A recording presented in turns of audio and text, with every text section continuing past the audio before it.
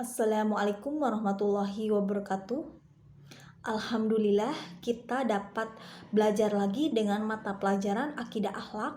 Dengan materi hari ini, ayo kita hormati orang tua dan guru kita. Sebelum memulai pembelajaran, mari kita membaca basmalah bersama-sama. Bismillahirrahmanirrahim. Untuk materi pertama yaitu adab terhadap orang tua. Di dalam kitab suci Al-Quran, sering kali ditemukan perintah berbakti kepada ibu dan bapak beriringan setelah perintah menyembah Allah. Sebagaimana dalam firman Allah berikut ini. A'udzubillahi minasyaitonirrajim. Bismillahirrahmanirrahim. Wa qada rabbuka alla ta'budu illa iyyahu wa bil walidaini ihsana. Imma yablughanna indakal kibaru ahaduhuma aw kilahuma fala takul lahuma uffi wa la tanharhuma wa qul lahuma qawlan karima. Dan Tuhanmu telah memerintahkan agar kamu jangan menyembah selain Dia, dan hendaklah berbuat baik kepada ibu bapa. Jika salah seorang di antara keduanya atau keduanya sampai berusia lanjut dalam pemeliharaanmu, maka sekali-sekali jangan kamu mengatakan kepada keduanya perkataan "ah", dan janganlah engkau membentak keduanya dan ucapkan kepada keduanya perkataan yang baik.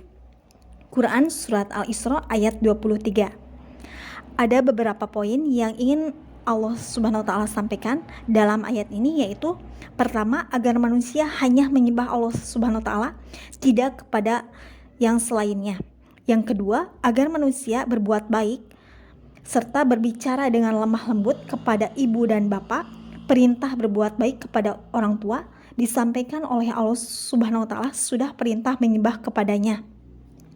Hal ini tentu mengisyaratkan betapa pentingnya berbuat baik terhadap kedua orang tua. Yang ketiga, apabila salah seorang di antara kedua orang tua kita atau kedua-duanya telah berumur lanjut sehingga mengalami kelemahan jasmani dan akal mereka akan seperti anak-anak, dalam keadaan yang seperti ini, anak wajib memerlukan mereka dengan sebaik-baiknya. Bahkan secara khusus, dalam ayat tersebut menegaskan anak tidak boleh berkata kasar seperti berkata "ah" dan sejenisnya, serta tidak boleh membentaknya. Bagaimana cara kita berbakti kepada orang tua?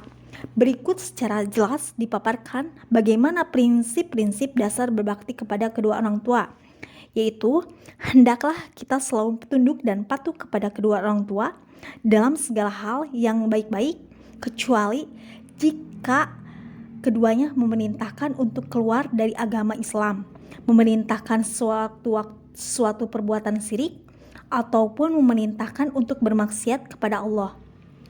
Kita wajib tidak mengikuti keduanya, tetapi penolakan itu harus dengan secara halus, agar tidak menyakiti keduanya. Quran Surat Al-Luqman ayat 14-15. Yang kedua, kita dilarang berkata kasar. Berkata "ah" pun sudah dilarang, apalagi yang lebih dari itu seperti membentak, memaki, bahkan sampai memukul. Yang ketiga, pada saat kedua orang tua salah satu mencapai usia lanjut, kita harus berbuat baik kepadanya, sebagaimana orang tua merawat kita pada saat kita masih kecil. Quran Surat Al-Isra ayat 240. Yang keempat, selalu berusaha bersikap dan bertutur kata yang menyenangkan hati orang tua dan menghindari hal-hal yang menyusahkan hati kedua orang tua. Sabda Rasulullah SAW, ridallahu fi ridho walidain wa suhtullahi fi suhtul walidain, yang artinya keridhaan Allah di dalam keridhaan kedua orang tua dan kemurkaan Allah ada dalam kemurkaan kedua orang tua. Yang kelima, ketika dilarang durhaka kepada orang tua, ibu bapak, sebab itu termasuk dosa besar. Rasulullah pernah bersabda, yaitu ala ubailikukum bi akbaril kabari iri salasan. Qalu bala ya Rasulullah. Qala asyiraku billah wa ku'uku wal wildani wa syahadatil ujur. Rawahu Bukhari. Artinya, ingatkanlah, maukah aku kabarkan kepadamu tentang dosa besar yang paling besar itu adalah 3 macam. Para sahabat menjawab, "Baik ya Rasulullah." Bersabdalah Nabi, yaitu syirik kepada Allah, durhaka kepada orang tua, dan menjadi saksi palsu. Hadis riwayat Bukhari. Yang keenam, senantiasa memanjatkan doa untuk kedua orang tua, baik yang masih hidup maupun yang sudah mati. Yang ketujuh, jika orang tua wafat, wajib kita memandikan, mengampani, menyolati, menguburinya, melaksanakan wasiat, melunasi hutangnya, meneruskan perjuangannya, menjalin hubungan baik dengan temannya, memohon ampunan. Untuk materi yang kedua, adab terhadap guru. Yang menjadi orang tua kita selain orang yang melahirkan kita adalah orang yang memberi kita pengetahuan, baik di dalam agama maupun ilmu pengetahuan lainnya, yaitu guru. Pahlawan tanpa jasa. Ini sangat berjasa besar bagi murid dan masyarakat, bahkan bagi kemajuan bangsa dan negara.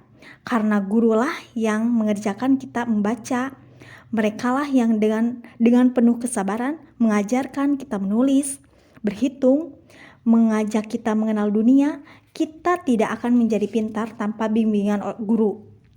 Untuk menjadi presiden, menteri, dokter, dan sebagainya memerlukan bimbingan guru.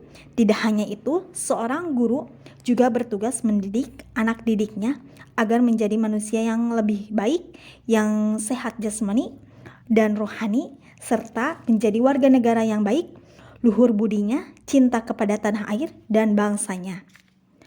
Oleh karena itu, wajib bagi seorang anak didik atau pelajar untuk menjaga adab dan sopan santun mereka.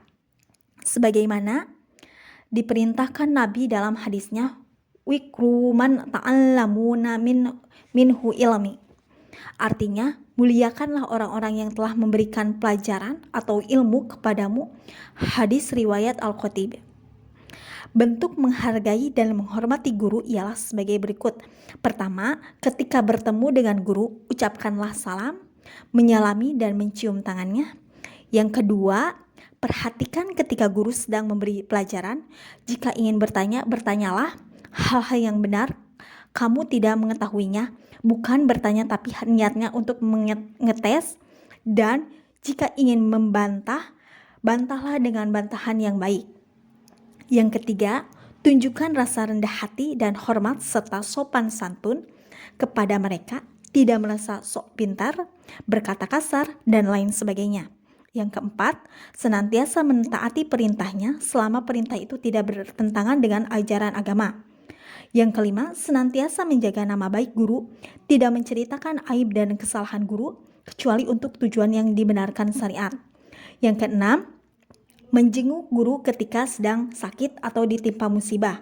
Yang ketujuh, tetap menganggap dan menghormatinya sebagai guru walaupun sudah tidak mengajar atau tidak diajar lagi. Terima kasih untuk kelas 10 yang sudah menonton video pembelajaran hari ini. Semoga bermanfaat bagi kita dan bisa mengamalkannya dalam kehidupan sehari-hari. Alhamdulillahirabbil alamin. Cukup sampai di sini pertemuan kali ini. Mohon maaf atas segala kekurangannya.